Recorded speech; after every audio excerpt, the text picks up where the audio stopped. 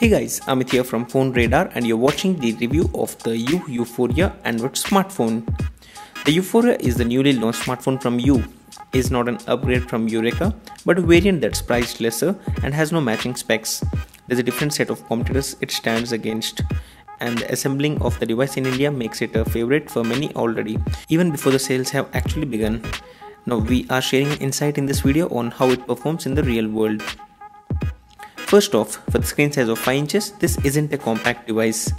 Just to compare, the Mi 4i from Xiaomi feels better with the size. But Eureka had a very bad build quality with improperly placed buttons. Everything is different, refreshing and positive in Yuphoria.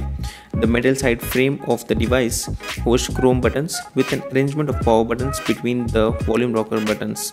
There's an inspiration for the design, certainly drawn from the Lumia 830 from Nokia, but that is limited to the back area, as a satin ring on the back around the camera makes it as big a module entirely as the camera module on the Lumia 830 is. The back cover is removable and the plastic back exposes the replaceable battery as well as the dual SIM card slots and the microSD card slots for storage expansion. All in all, although this might be an inspired design, taking a lot from the Lumia device, we won't compare, and has done some good job with the design of Yuphoria. Yuphoria has a 720p resolution display in a 5 inches screen with a pixel density of 294 ppi. It makes it just a bit sharper but not any better in terms of viewing angles, color saturation and touch responses. Though it can be said that viewing angles are just decent and the readability under sunlight is good, and you can always turn on the adaptive display for better viewing. Auto rotation of the screen is possible by 90, 180 and 270 degree. The display is well responsive as the double tap to wake and the double tap to sleep works pretty well. Quite a performer this, the Yuphoria powered by Qualcomm Snapdragon 410 processor at Reno 306 GPU and the 2GB of RAM, 64-bit optimized. It doesn't tend to slow down or show lags while gaming. The issues aren't blamed at the processor but at the operating system. We threw most of the top-end games at it and the performance was all good with rarely lag noticed or a frame drop. For a comparison, it was quite similar on the Lenovo A6000 and the Redmi 2 when we talk about gaming performance, but it is the Redmi 2, Yuphoria and Lenovo A6000 in decreasing order when the temperatures are taken into account after 45 minutes of gaming. Yuphoria doesn't heat much as the Redmi 2 did, but the screen areas get much hotter than the back of the phone. The browsing was quite responsive on the Yuphoria as we were able to pinch to zoom and tap to zoom with good results, and we ended up liking the experience of surfing the web on Yuphoria. One of the major advantages of the Yuphoria over its competition in the price is the 2GB of RAM, of which over 1GB is usually available when no apps are running. It does help in keeping the apps running in the background without the need for always killing them to free some RAM. While for those who are asking, you get around 10GB of internal storage on the device.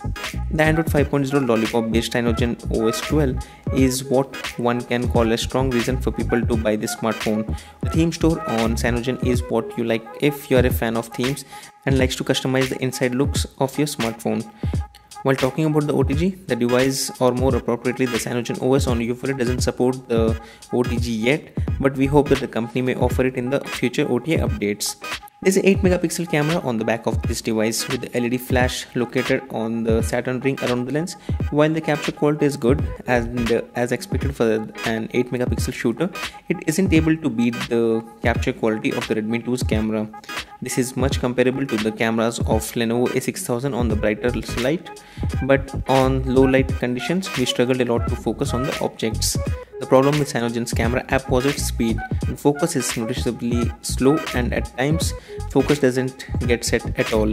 Similar to all the Cyanogen based phones earlier, swinging up and down in the camera app switches between the various effects.